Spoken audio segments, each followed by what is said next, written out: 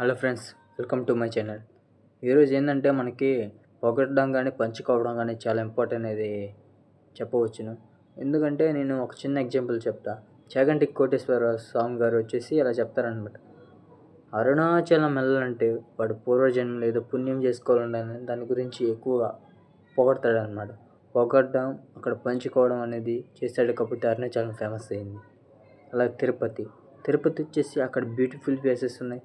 అక్కడ తిరుమల ఆ స్వామివారు వెలిసిన ప్లేస్, ఆ తిరుమల బాగుంటుంది. యానిమల్స్ ఉంటాయి, మొత్తం అంటే చాలా బ్యూటిఫుల్ ప్లేస్ అని చెప్తారు.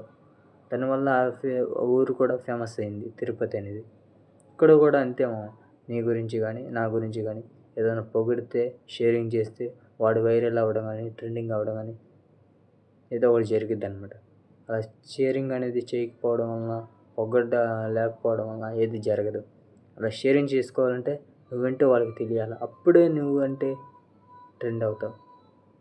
బ్రాండ్ అనమాట, నువ్వు ఒక బ్రాండ్ లాగా క్రియేట్ అవుతావు. నువ్వు ఇది అర్థమైతే ఒక లైక్, షేర్ అండ్ సబ్స్క్రైబ్ చేసుకో. నెక్స్ట్ వీడియోలో కలుద్దాం. జై హింద్. Thanks for watching.